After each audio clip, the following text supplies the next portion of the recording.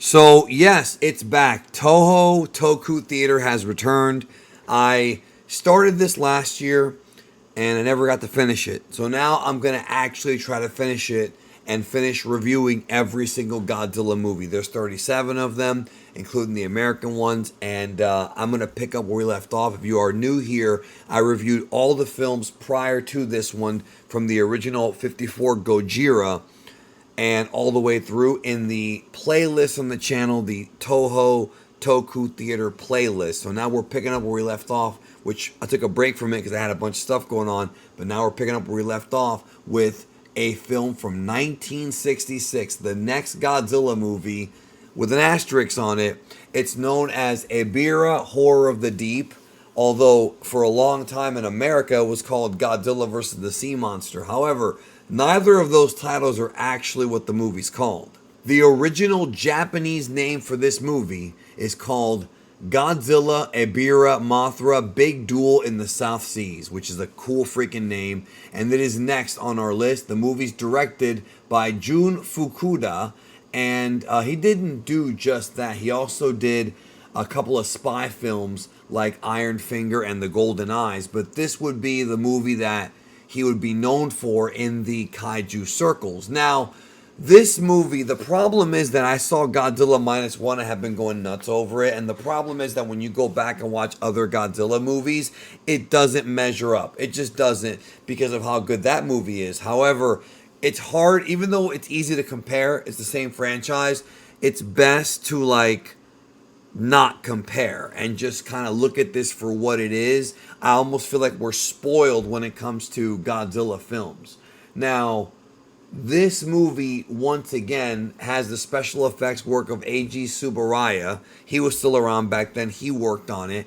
But it has a lot of the problems that other Godzilla movies have. For example, this movie, the human characters are not all that interesting. I wouldn't say they're the worst human characters, the most unlikable. That probably goes some of the Legendary Pictures ones. But here, I found myself not really caring about the characters. A lot of it has to do with a story at sea. And I wound up sort of really caring about them when they eventually ran into Mothra's priestesses. Oh, that's a hard word for me to say. The two priestesses that go with Mothra.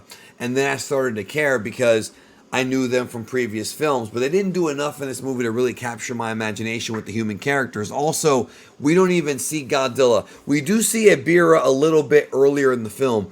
We don't see Godzilla in this movie until 45 minutes in, and he doesn't even wake up until 52 minutes in. So almost an hour of no Godzilla. And some of the more recent movies have done a good job of kind of spreading Godzilla out. Now, one of the things that I found interesting about this movie is that this movie was actually not even supposed to be a Godzilla movie. Originally, the idea was it was going to be King Kong versus Ebirah. So they were going to continue in the King Kong family of films.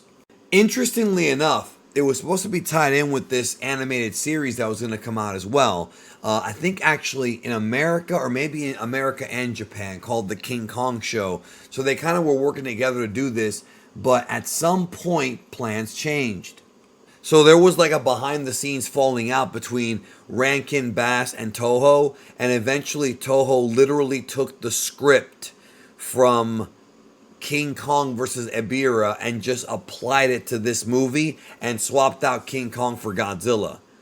That's what they did here, which is very weird because when you first see Godzilla, he's sleeping and the humans come up with a plan to wake him up using lightning. Now that comes off more like Frankenstein. Remember, there were Frankenstein movies prior to this, but also Kong. That's not really a trait that Godzilla has, is waking up due to lightning.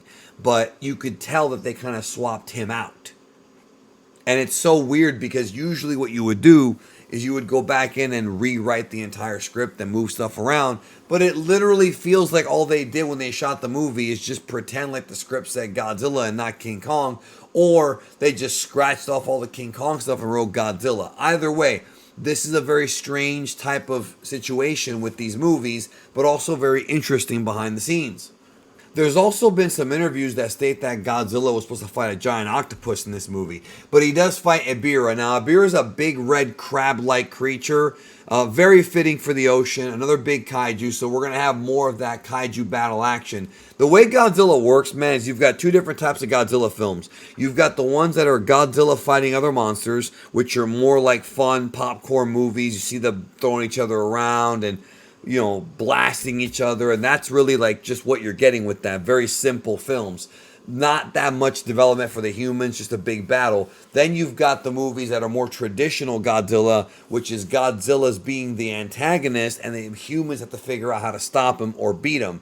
That's what the original Gojira was in 1954. Shin Godzilla was that. Return of Godzilla was that in 85. I'm sorry, 84. 85 it came out here, 84. And of course, Godzilla -1. So it's difficult for me to say, but even though I do enjoy the movies where Godzilla's a good guy fighting other monsters, they're fun. Even legendary ones are fun.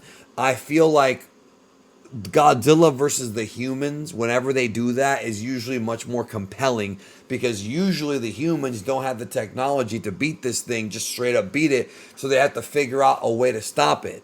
And every Godzilla movie has a different situation or scenario to stop this thing, and it usually requires thinking outside the box. So that's something I appreciate about those movies. This one, though, is back to the kaiju action. Besides all that I mentioned, there's weird things going on with this movie. For example, Godzilla's costume looks like it's about to fall apart in some scenes. When he's fighting Ebirah in the first scene where they fight, where it's raining in the ocean, when that happens, like his dorsal fins are like wobbling, sort of like they're about to fall off the costume. Like it actually looks like that in a couple of these shots. So I'm thinking, is this suit has it seen better days?